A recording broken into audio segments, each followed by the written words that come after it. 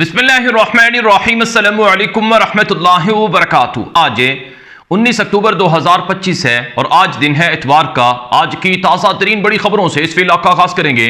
सबसे पहले हेडलाइंस आपके सामने रखेंगे।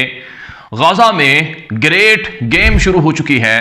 कई अरब ममालिक भी इस गेम का हिस्सा बन चुके हैं। गाजा जंग दोबारा छिड़ने जा रही है। इसराइल का पसे पर्दा नया प्लान सामने आ रहा है। अमेरिका, तुर्की और कतर को गाजा से निकालो, उन्हें गाजा से दूर रखो, इसराइल ने मुतालबा कर दिया है।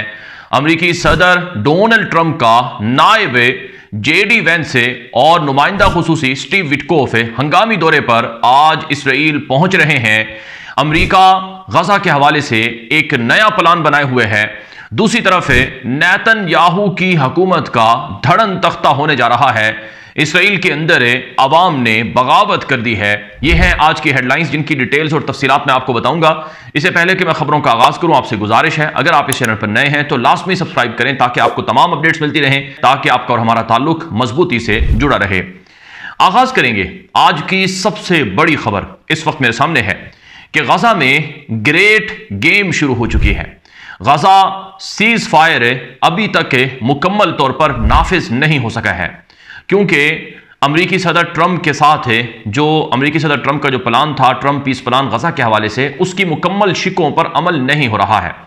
इसराइल ने रफा क्रॉसिंग बॉर्डर को बंद कर दिया है, जहां से गाजा में इमदादी सामान दाखिल होना है, जहां से लोगों के लिए खुराक, अद्वियात और खाने पीने का सामान आना है, आटा आना है, वो बॉर्डर मिस्र के साथ जुड़ा हुआ इसराइल ने बंद कर दिया है।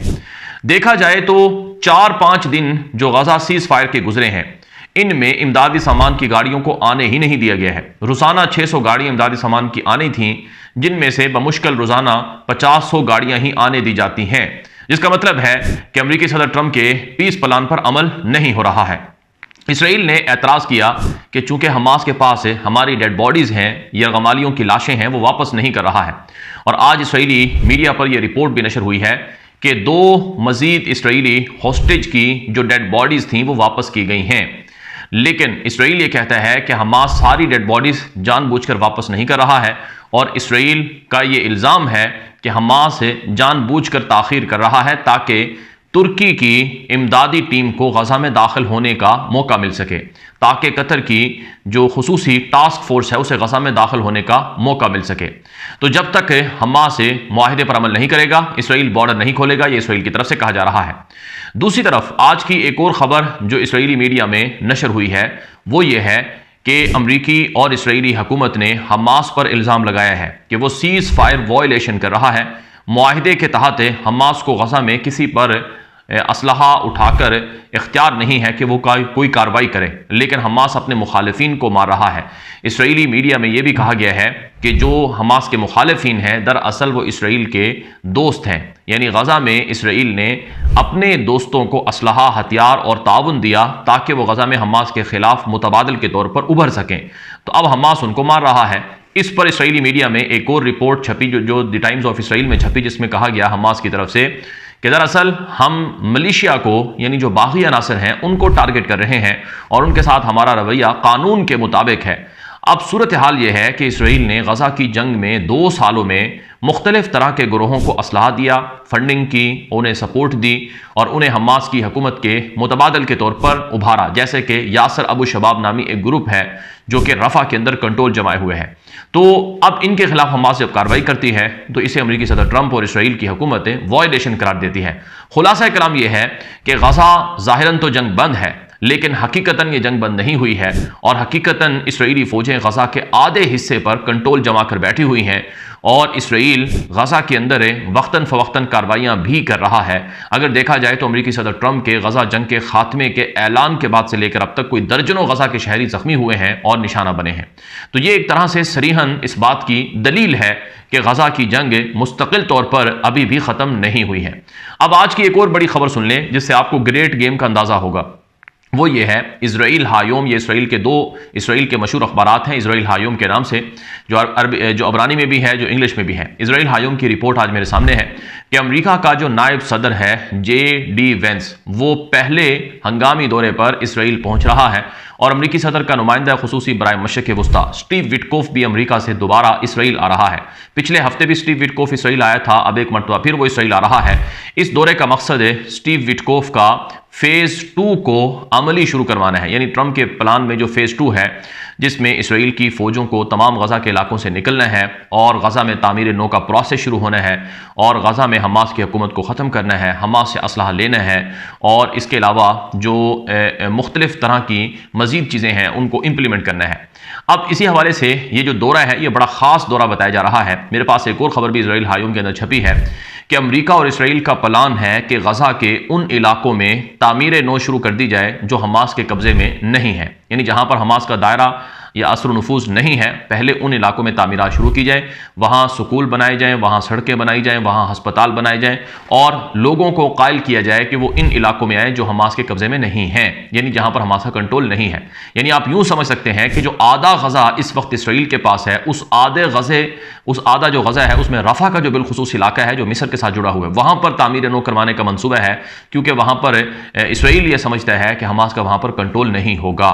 तो ये एक बहुत बड़ा मंसूबा है और इसी को माजी में टेंट सिटी के मंसूबे से बयान किया गया था कि 10 लाख लोगों के लिए टेंट सिटी का शहर बनाया जाए गजा के मिस्र के बॉर्डर पर रफा में, जहां पर हमास का कोई असर नफूज नहीं होगा और फिर वहां से लोगों को कायल किया जाएगा कि वो वॉलंटियरली गजा छोड़ दें और किसी और मुल्क में सेटल हो जाएं और यूं इसराइल को गजा में मुकम्मल अपने मंसूबों को आगे बढ़ाने का मौका मिल सकेगा।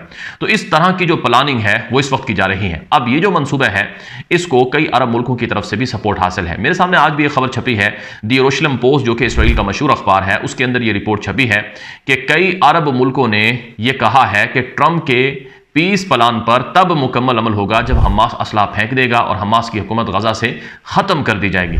जब तक ट्रंप के इस मंसूबे पर मुकम्मल अमल नहीं होता, यानी हमास से असला नहीं लिया जाता, उसकी हुकूमत को ख़त्म नहीं किया जाता, उसको वहाँ से नहीं निकाला जाता, तब तक ट्रंप का पीस प्लान महज एक ख्वाब ही रहेगा। अब ये कौन कौन से मुल्क हैं जो पसे पर्दा इस तरह की चीज़ों को सपोर्ट कर रहे हैं? उनमें एक यूएई का नाम है, एक बहरीन का नाम है, एक मराकश का नाम है और इसके अंदर कुछ दीगर ममालिक भी हैं जिनके बारे में अमरीकी अखबार वॉल स्ट्रीट जर्नल ने कुछ दिन पहले लिखा था कि 6 से 8 अरब मुल्क ऐसे हैं जो एलानिया तो इसराइल की मजम्मत करते रहे गजा की जंग में, लेकिन गजा जंग के दौरान उनके इसराइल के साथ ताल्लुकात भी रहे हैं। तो इससे आप अंदाजा लगा सकते हैं कि किस नोयत की ग्रेट गेम गजा के अंदर खेली जा रही है।